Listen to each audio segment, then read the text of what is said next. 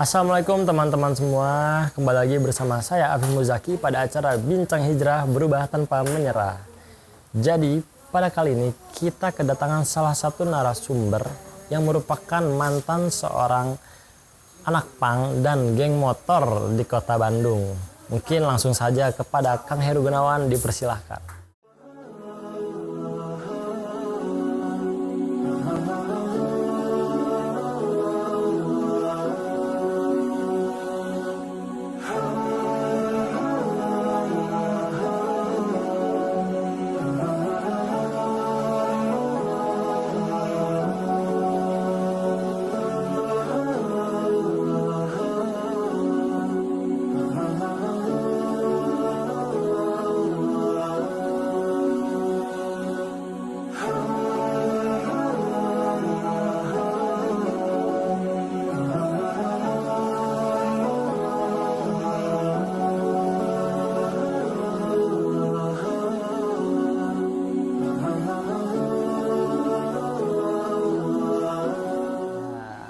Apa kabar Kang Heru? Alhamdulillah baik. Gimana perjalanan ke sini tadi? Alhamdulillah lumayan macet di perjalanan.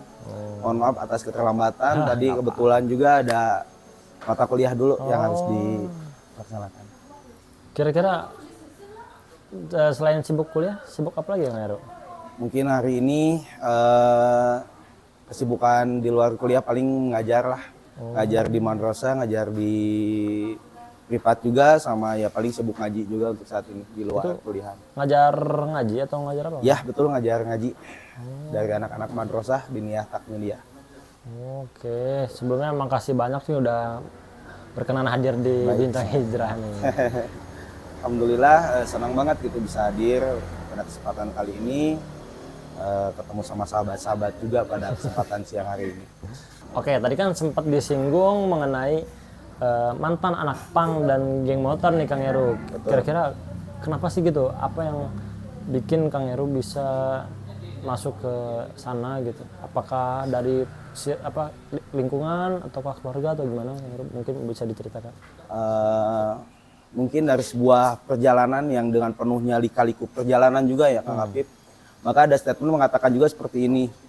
Sebuah proses perjalanan panjang dari haram jadah menuju sajadah gitu. Dari jahiliyah menuju istiqomah gitu kan. Nah, pada saat dulu juga mungkin faktor yang pertama itu adalah faktor broken home mungkin ya dari pihak keluarga.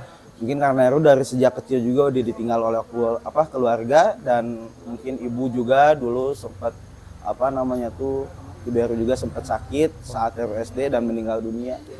Mudah-mudahan beliau ditempatkan yang tempat terbaik di sisi Allah Subhanahu wa taala. Dan mungkin ya ketika Heru memasuki sebuah perjalanan itu, memasuki sebuah pergaulan yang salah gitu kan. Mungkin itu salah satu faktor dari yang pertama adalah broken home gitu kan. Lalu yang keduanya mungkin salah memasuki sebuah pergaulan gitu. Jadi teman-teman di SD-nya atau di mana Kang Heru? Sebetulnya sih dari sejak SD juga Heru tuh gaul itu nggak sama anak seumuran gitu. Jadi udah gaul sama orang-orang dewasa gitu. Sehingga pada saat itu juga ketika Heru bermain dengan anak-anak seumuran tuh ada kesan kayak main sama bocil gitu. Padahal emang seusia Heru tuh masih sama mereka. Tapi Heru juga kadang karena dulu perkumpulan dengan orang-orang yang lebih dewasa pada saat itu, maka mungkin dengan postur juga yang tinggi gitu, dengan tinggi dan besar gitu, makanya dulu juga sampai bergaul dengan orang-orang yang dewasa dan sampai tidak pernah bergaul lah dengan usia seseorang yang seusia sama Heru pada saat itu gitu, ya. Gitu. Nah itu mohon maaf ya Kang Heru, tadi kan ditinggal sama orang tua. Nah Kang Heru itu akhirnya tinggal sama siapa gitu? Alhamdulillah ketika banyak hikmah sih dari sebuah pelajaran yang kita bisa ambil. Ada orang pada saat itu Heru juga tinggal sama kakek dan nenek gitu. Ya mungkin alhamdulillah pada sampai saat ini juga Heru juga masih tinggal sama kakek dan nenek. Alhamdulillah. Jadi mulainya ikut anak pang dan anak motor itu dari yang lebih dewasa itu mungkin atau Sebetulnya Heru waktu terjun di dunia punk atau di dunia musik dan di dunia jalanan itu pada saat usia kelas 4 SD Kang Apip. Oh, Pada saat usia kelas 4 SD pada masa itu yang mungkin anak-anak kecil itu tidak tahu menahu tentang dunia seperti ini gitu kan. Malah Heru tuh terjun pada dunia seperti itu gitu kan. Sampai suka dengan musik, dengan jalanan, dengan lain semacamnya pada saat itu gitu. Jadi awal mulanya tuh dari kelas 4 SD yang sampai salah pergaulan sama teman diajak, ayolah kali ya gitu kalau Sundanya. Ayo kita kesinilah gitu. Sampai saat itu ya mungkin dengan main dengan circle orang-orang dewasa di dunia-dunia punk sampai ikut bermusik-musik juga gitu. jadi sampai ngamen di jalan gitu atau gimana Kang Heru? Dulu juga kalau masalah ngamen juga sempet lah gitu kan, kalau di dunia jalan kan namanya di jalanan gitu ya Kang Apip. Ketika kita mau mendatangi sebuah event acara band punk pada saat itu kan mungkin kita semua tahulah terkadang di Bandung ini ataupun di Indonesia ini ketika kita mau datang ke event-event band punk pada saat itu pun kan kita tidak memiliki kendaraan dan lain semacamnya. Kalau bahasa punknya itu BM, beh milu cenah gitu ya. Jadi ikut ikut ke mobil-mobil Mobil bak gitu gitu ya, ya. mobil bak seperti itu.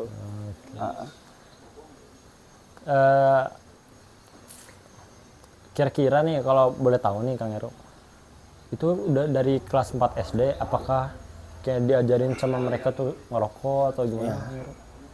Mungkin kalau pada saat itu namanya dunia pergaulan negatif ya Kang Apip ya. Makanya kalau masalah ngerokok seperti minum-minum kayak gitu kan pastilah gitu kan di tongkrongan seperti itu diajari dan lain semacamnya gitu kan ya. Bahkan kita juga ya sama-sama terkadang betul kata Nabi kan ketika kita bergaul dengan orang-orang yang soleh maka akan terbawa solehnya gitu. Kalau kita gaul sama orang salah ya kebawa salahnya gitu juga. Nah, makanya pada saat itu pergaulan daripada saat itu juga ya sempat kebawa lah dari dunia-dunia lingkungan dan lain semacamnya pada saat itu gitu.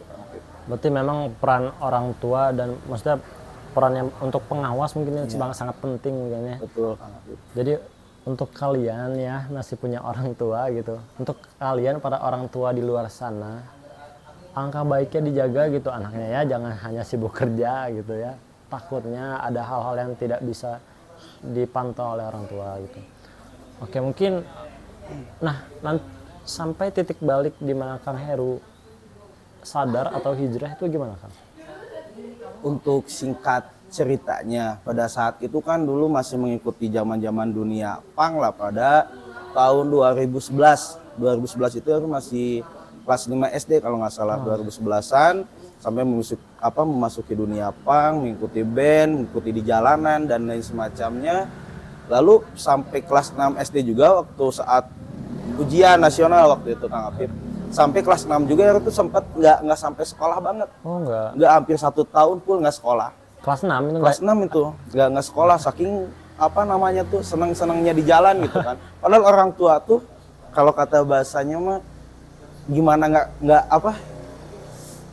segimana baiknya gitu orang tua sebetulnya memperhatiin ya. Tapi namanya anak yang sudah memasuki sebuah pergaulan mau dikasih tahu segimanapun ya pasti ngeyel lah sama orang tuanya gitu, pasti ngelawan sama orang tuanya gitu. Makanya pada saat itu juga sampai kelas 6 alhamdulillah gitu kan, itu jalannya dari Allah juga. Sampai bolehlah ikut katanya ujian katanya. Sampai karena si guru wali kelas tuh temannya Kakek Heru. Alhamdulillah, dan pada saat itu ikut ujian sampai ujian cuma 3 hari doang. Ya ujian doang gitu kan. Sampai waktu itu juga ya alhamdulillah dapat nem walaupun kecil juga gitu kan. Nah, ketika mau menjenjang masuk ke dunia sekolah lagi di SMP, sempet juga itu masuk sekolah. Katanya dulu kan banyak teman-teman tuh banyak yang ke negeri ya, Heru juga pengen kan dulu tuh karena dari SD juga ada prestasi lah, mungkin dari prestasi bola kan itu bisa masuk kan dulu mah. Karena dulu mah jalurnya nem kan ya sebelum ada jalurnya donasi dan zonasi dan lain semacamnya. Nah, makanya saat itu ketika SMP ya mungkin orang tua juga udah bahasa Sunda mah capek nyare gitu, udah capek gitu. Udah capek, udah tahu kan lah gitu kan, udah tahu ini ya rumah gak akan bener nih disekolahin juga gitu kan. Makanya tapi harus tetap maksa pengen sekolah pada saat itu tuh. Nah, saat itu sekolah lah ke SMP salah satu swasta di Kota Bandung. Sekolah juga waktu itu SMP hanya 2 minggu Kang Apip. Karena ya mungkin kesalahan Heru juga, mungkin sampai 2 minggu itu juga Heru tuh sampai 3 kali dipanggil BK. Karena Heru tuh dulu waktu kecil tuh bahasa Sundanya mah hampang tangan gini. Jadi ketika ada temen yang susah disuruh teh digebuk gitu kan, bawa ke WC, dipukulin di WC gitu kan, sampai bilang ke orang tuanya, orang tuanya datang dipanggil lah ke BK gitu kan. Nah, udah 2 minggu itu udah di BK, ya udah baru 2 minggu udah dikeluarin sekolah. Udahlah keluar sekolah SMP tuh sampai ikut persamaan dulu tuh. Kelas 3 persamaan, singkat ceritanya Heru tuh masih sibuk di dunia band lah pada saat itu, sibuk di dunia band, dunia jalanan. Maka pada saat itu waktu kelas 3 harusnya kelas 3 kan Heru tuh kepikiran tuh pengen sekolah lah waktu itu. Pengen sekolah, lihat teman-teman pakai seragam gitu kan ya. Jadi namanya seorang anak gitu ya, ketika lihat teman-temannya yang kayak gini tuh udah ada ketemu kayak titik jenuh gitu, udah capek nih di jalan terus, udah capek nih ngeband terus gitu kan. Pengen lihat teman-teman kita tuh pakai seragam sekolah, ya otomatis kita tuh asa pengen sekolah gitu kan. Nah, alhamdulillah pada saat itu sendiri Heru juga kan ikut persamaan, Kang Apip ikut persamaan karena ingin melanjutkan sekolah gitu ke jenjang SMA. Maka ikut persamaan, ikut ujian doang kan, itu ikut ijazah, dapat ijazah kan, ijazah paket B pada saat itu. Nah, pada itu juga kan Heru juga sempat bingung gitu kan. Gimana caranya masuk sekolah formal gitu kan, sedangkan pada saat itu sendiri Heru juga mengalami ada gambar gitu di tangan, atau bisa dibilang tato, bisa dibilang dengan tato. Karena dulu kan dunia jalanan itu sangatlah keras lah ya. Jadi pergaulan tuh dulu ada statement kayak gini, bahkan dibuatkan sebuah lagu gitu kan, street, drunk, and tato pada saat itu. Jadi seorang anak jalanan itu harus ya di jalanan minum dan tato gitu pada saat itu. Makanya muncan di jalan, kalau belum di jalan belum ada tato itu belum afdol lah ya. Nggak afdol gitu kan. Nah, makanya pada saat itu ya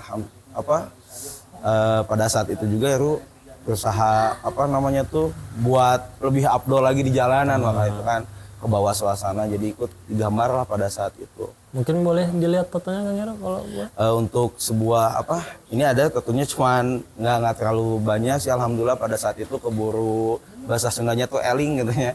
Makanya pada saat itu juga ini ketika pas mau masuk SMA juga kan itu bingung kan waktu itu mau masuk SMA gitu kan, sedangkan kan badan tuh kan di tangan tuh ada gambar gitu.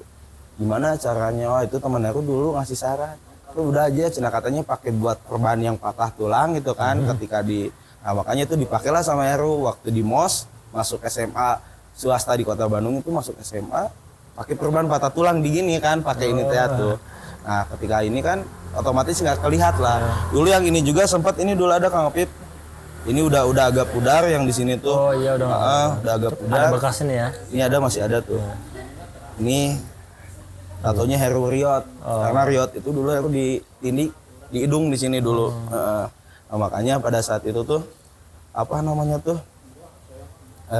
ini pakai obat tatonop. Jadi ini tuh kayak bekas luka-luka panas kayak gitu. Jadi waktu masuk SMA tuh nggak kelihat lah. Nah, pada saat itu ditanyalah sama guru sekolah, kenapa Ru cina pakai ini? Ru bilang jatuh Pak gitu kan, patah tulang dan lain semacamnya. Nah, dengan jaraknya waktu, karena Heru takut ketahuan karena di SMA itu tuh pada saat Heru datang juga, waktu Heru sekolah juga pas datang mau MOS, kakak kelas tuh di lantai 2 tuh udah pada lihat gitu kan, sampai kedenger bahasanya tinggi nih, anjing si Heru kadieu cenah gitu. Jadi kayak udah pada kaget Heru masuk ke sekolah itu tuh gitu kan. Udah terkenal gitu. Nah, makanya pada saat itu juga takutnya semua orang tuh tahu gitu kan, atau bilanglah ke guru BK gitu kan, Heru daripada dikeluarin lebih baik ngomong sendiri gitu lah ya. Makanya bilang orang tua kata Heru tuh, mending bilang aja lah jujur kalau Heru ada gambar di sekolah. Pada saat itu bilang ke kepala sekolah, dan alhamdulillah kepala sekolah ngebolehin gitu kan, tapi asal satu syaratnya katanya pakai tangan panjang. Pada saat itu alhamdulillah sekolah seperti biasa dan bertekad kepada diri sendiri khususnya gitu kan, pengen lebih baik lah ketika sudah masuk SMA di sini. Nah, makanya ini Kang Apip tuh di-spill ya Kang Apip. Ini tuh dulu bekas luka bakarnya gitu kan. Dulu bekas luka bakar di sini karena ini dihapus. Mungkin bisa kasih lihat ke kamera Kang. Nah, ini dulu sempat ada penghapusan gitu kan, pakai PK itu, PK kayak obat buat sunat gitu ya, yang pengeringnya. Yang warna ungu. Yang kayak gitu, yang ungu. Nah, ini katanya kayak luka di setrika kayak gitu. Ini sisanya udah di laser gitu kan. Alhamdulillah kesini mah nggak ada gitu Kang Apip. Karena dulu sempat ya alhamdulillah sebelum ini juga udah mikir lah gitu, nggak akan mau buat nambah lagi. Karena awalnya mah karena yang ini gagal dulu Kang Apip. Karena dulu tuh ini tuh mau tema kartun sebetulnya kesini tuh. Sini tema kartun semua, sini mekanik. Udah punya bayangan konsep gitu, lah gitu ya. konsep gitu. Tapi alhamdulillah karena Allah sayang mungkin sama Heru, jadi dimentokin di sini dan alhamdulillah. Karena betul sebuah penyesalan itu datangnya di akhir gitu. Kalau di awal itu kan pendaftaran. Ya, makanya dari saat itu juga Heru masuk ke SMA. Nah setelah di SMA tuh sebelum masuk SMA sebetulnya dari sebuah pas waktu sekolah persamaan nih Kang Apip, Heru punya sahabat gitu yang benar-benar disebut sahabat atau kakak Heru sendiri gitu kan pada saat di jalan tuh. Beliau meninggal dunia Kang Apip. Pada saat Heru juga masih berjuang di jalan gitu. Beliau sakit dan beliau meninggal dunia. Mudah-mudahan beliau ditempatkan di tempat yang terbaik di sisi Allah. Nah, pada saat dia meninggal, Heru tuh kayak kehilangan gitu kan. Jadi udah males nih band-bandan kayak gini, males nih di jalan. Makanya udah ketemu titik jenuh, udah males lah di jalan. Makanya Heru tuh dulu banyak diem di rumah gitu kan. Tapi namanya orang kayak gini gitu kan, banyak dimanfaatin oleh orang lain, banyak disamper terus, hayu ulin. Nah disitulah ketika pas mau masuk SMA tuh terjerumus pada dunia geng motor Kang Apip dulu tuh. Masuklah di geng Briges dulu. Di Briges pada saat itu juga namanya itu anak kecil sebetulnya dulu tuh, karena punya postur badan yang tinggi, karena karena dulu bergaulnya dengan orang dewasa, maka saat itu didewasakan gitu kan. Nah, jadi dikolotkin gitu bahasa Sundanya mah Kang Apip pada di circle atau di tongkrongan tersebut ya. Makanya dulu ketika di Briges juga sampai ketua waktu itu sampai tiap malam minggu kayak gini. Oh ya can aya korban ya, cenah gitu Sundanya mah jam segini gitu kan. Belum ada korban nih, makanya setiap malam minggu tuh kita cari mangsa gitu kan. Nyerang ke sana ke sini gitu kan. Sampai singkatnya mah ketua Heru menikah dan disitulah Heru tuh sama teman-teman dibimbing untuk dimasukin ke suatu komunitas yang dulunya juga sama dari Briges juga, tapi dibuatkan salah satu komunitas yang lebih positif lah, namanya itu MPH Community pada saat itu. MPH itu apa? MPH itu merah putih hitam, ya singkatan merah putih hitam. Nah makanya pada saat itu juga masuklah ke MPH, ada pemilihan koordinator wilayah atau ketua. Nah pada saat itu juga Heru gitu yang umurnya lebih kecil dari teman-teman yang lain, alhamdulillah dapat kepercayaan gitu kan. Pada saat itu juga jadi ketua di MPH Community pada saat itu Kang Apip. Makanya Heru juga jadi banyak belajar lah ketika di MPH. Banyak belajar juga karena di MPH itu lebih banyak hal-hal yang positif gitu Kang Apip. Seperti dulu kan ada kegiatan-kegiatan gerakan pungut sampah gitu kan, kegiatan-kegiatan kajian dan lain semacamnya gitu kan. Karena seseorang yang masuk ke MPH Community ini harus lepas dari 4 organisasi, yaitu Briges, Monreker, GBR dan EKTC gitu kan. Jadi harus kalau kita masih ada 4 organisasi ini, maka kita tidak akan diterima lah gitu di komunitas ini. Alhamdulillah pada saat ini juga MPH udah makin berkembang gitulah di Kota Bandung khususnya. Dan pada saat ini juga masih salah satu keluarga besar gitu di MPH. Nah pada saat itu kelas 1 sampai kelas 2 SMA Heru masih di MPH tuh masih ketua. Nah singkat ceritanya lah ketika di SMA kelas 2 itu kan ada kajian-kajian tuh pada tahun 2017 tuh. Lagi maraknya pemuda hijrah di Kota Bandung. Nah, makanya dari saat itu tuh ikutlah kajian-kajian karena kan ada undangan-undangan tuh Kang Apip di MPH tuh. Ada undangan dari komunitas ini, kajian Ustadz Epi, Ustadz Hanan kayak gitu kan dulu kan banyak. Nah, sampai saat itu tuh ikut kajian-kajian sampai ya mungkin Allah mengetuk pintu hidayahnya gitu ke hati Heru tuh. Jadi pada saat itu tuh pengen lah gitu kan berubah, pengen lah kayak orang-orang gitu kan. Nah, pada saat itu dengarlah salah satu ustadz menjelaskan bahwa kita kalau masih dalam lingkungan itu sendiri, kita susah gitu kan, mau bertobat, mau seperti apapun, pasti kita akan terbawa terus gitu kan. Maka dari itu, pada kelas 2 SMA tuh Heru tuh berusaha untuk melepaskan diri gitu kan dari MPH, dan Heru mengundurkan diri lah dari MPH Community. Tapi singkatnya mah sebelum itu ada turnamen dulu Kang Apip. Ketika turnamen bola tuh ada teman nih gacongan kan biasa gacongan ngambil masuk MPH.